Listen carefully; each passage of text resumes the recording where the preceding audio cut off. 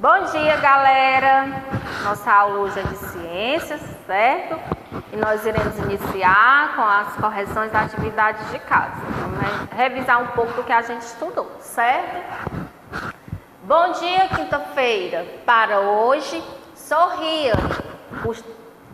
Custa menos que a eletricidade, dá muito mais luz. Verdade, né? Sorrir, né?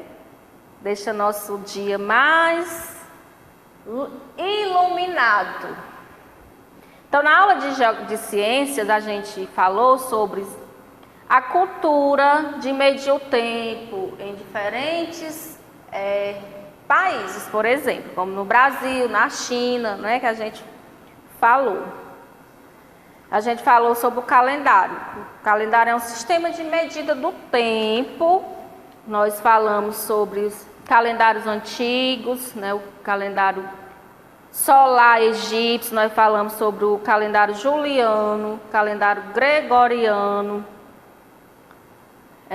nós falamos sobre o calendário chinês, né, na China eles utilizam dois calendários, um para atividades comerciais e outro para representar a religião, né? A cultura religiosa. E foi para casa a página 74, onde pediu para você completar as frases em relação ao calendário. Por exemplo, o calendário é um sistema de medida que baseado nos movimentos dos astros, né? Divide o tempo em anos, meses e dias. Certo? Aí você vai observar aí as correções e ver se está de acordo com o que você colocou em seu livro, tá bom? E hoje, na nossa aula de ciência, nós iremos falar sobre o ar. O que é o ar? Que a gente chama de vento, né? A gente costuma se referir dessa maneira. Então, o ar é o vento. O ar está em todos os lugares, dentro do nosso corpo, dentro da água e etc. Então, em todo o ambiente tem ar. Não podemos vê-lo nem pegá-lo, mas precisamos do gás oxigênio presente nele para viver. A camada de ar que envolve a Terra chama-se atmosfera. Então, a gente não vê o ar, mas a gente sabe que ele existe, né? Porque nós precisamos dele para respirar, bom? Como é que eu sei que o ar existe? Então, a gente pode testar de várias formas. Por exemplo, soprar na mão, né? Encher um balão, observar o movimento das árvores. A gente sente o ar passando sobre o nosso corpo. Veja a imagem a seguir, ela representa as camadas da atmosfera. Então, essa imagem que está no livro de vocês representa as camadas da nossa atmosfera, né? A primeira aqui é a exosfera, né? Acima de 600 quilômetros. Nós temos a termosfera, que é a segunda camada, 600 quilômetros. Nós temos a mesosfera, 80 quilômetros. Nós temos a estratosfera, 50 quilômetros. E a troposfera, 20 quilômetros, né? A camada mais profunda. O ar da atmosfera é formado por uma mistura de gases. Então, o nosso ar é formado por isso, por mistura de gases, vapor de água e partículas diversas, como a poeira. Os gases em maior quantidade no ar atmosférico são, nós temos três, né? O nitrogênio, o oxigênio e o gás carbônico. Então, esses três são os mais presentes na atmosfera. O oxigênio é o gás de maior importância para os seres vivos, pois o ar é o ar que respiramos. E o seu símbolo é O2. O nitrogênio é o gás mais abundante na atmosfera e seu símbolo é N2. Apesar de o gás carbônico ser encontrado em pouca quantidade, possui uma grande importância. Por quê? Ele é utilizado pelos vegetais na produção do seu processo de alimento, que é a fotossíntese, né? Por meio desse processo, as plantas e as algas retiram gás carbônico da atmosfera e liberam oxigênio, gás essencial para a respiração dos seres vivos. Então, o gás carbônico aí, ele tem essa participação, né, no processo, ele é importante para os vegetais no processo de alimento, que é através da fotossíntese. E quando a planta ela faz esse processo, ela libera oxigênio. É por isso que um ambiente que é bem cheio de árvore, o ar ele é mais agradável, por isso, né? Aqui vocês vão ver, a gente vai falar sobre os ventos. Quando o ar se movimenta na superfície do mar, causa um deslocamento de massa de água, a que chamamos de onda. É por isso que quando a gente está observando o mar, né, a gente vê as ondas, né? Elas podem ser um pouco fracas ou mais intensas, devido a isso, ao deslocamento de massa da água. A velocidade e o tamanho das ondas do mar depende da intensidade do vento. Então, essa velocidade, né, esse tamanho vai depender da força do vento. Também se formam ondas nos lagos, nas represas e nos açudes. Aqui na nossa cidade, a gente tem os açudes, né? E quem já viu um açude percebe isso, o movimento da água em tamanhos menores do que as ondas do mar. Então, no açude, nos lagos, na represa, esse tamanho ele é menor que o mar, lógico, né? Menos água. Isso acontece porque os mares são muito maiores. Nos dias de muitas ventanias, o mar fica muito agitado, com ondas muito grandes. Com a calmaria do tempo, o vento mais suave, as ondas vão, aos poucos, diminuindo de tamanho, independentemente da maré estar alta ou baixa. Então, à medida que o tempo vai diminuindo, as ondas também. O tamanho das ondas depende basicamente de 3 fatores. Primeiro, o vento. Explica o oceanógrafo Joseph, da Universidade de São Paulo. Em uma região de maior ventania, as ondas são maiores. Por quê? O atrito com a superfície faz com que se forme uma montanha de água mais volumosa. Isso acontece nas áreas mais distantes do Equador. A segunda é o encontro das ondas. Elas são massa de energia que se movimenta pela água quando 2 ou mais se unem. A energia se soma, criando uma onda maior. Isso é o que acontece no Havaí. O terceiro fator, né, é a forma do litoral. Se a praia for extensa, as ondas chegam até a costa sem encontrar barreiras, portanto, são grandes. Se houver muitos recortes, a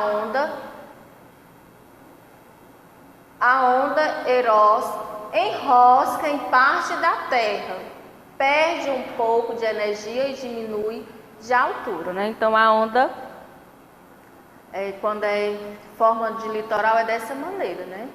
Se a praia for extensa, as ondas chegam até a costa sem encontrar barreiras. Aqui a gente vai falar sobre os tipos de vento, né? A gente tem o brisa, o vento fraco, é agradável, né?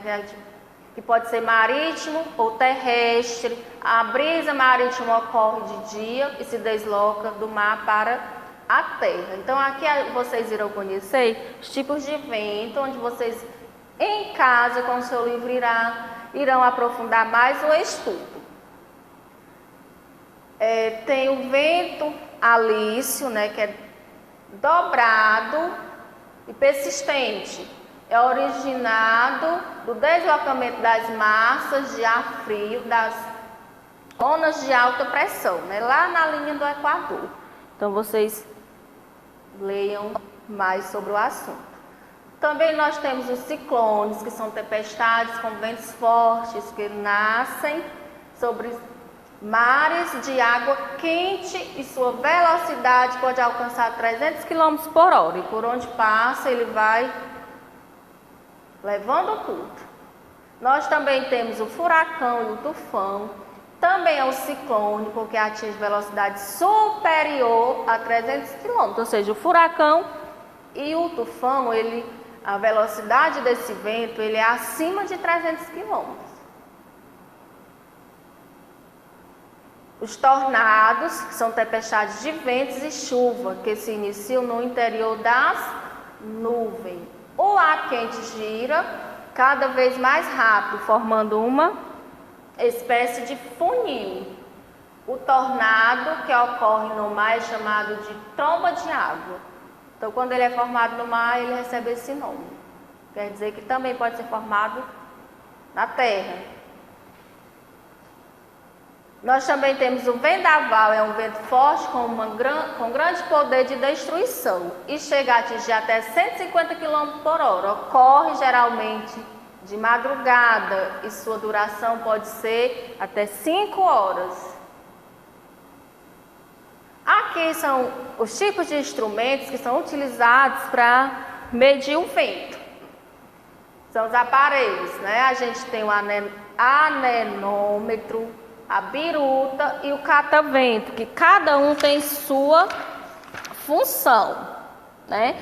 O anemômetro, de acordo com a velocidade dos ventos, é possível dizer quando uma massa de ar chegará a um determinado lugar. Então, eles usam para saber quando é que essa massa de ar vai chegar em um determinado lugar.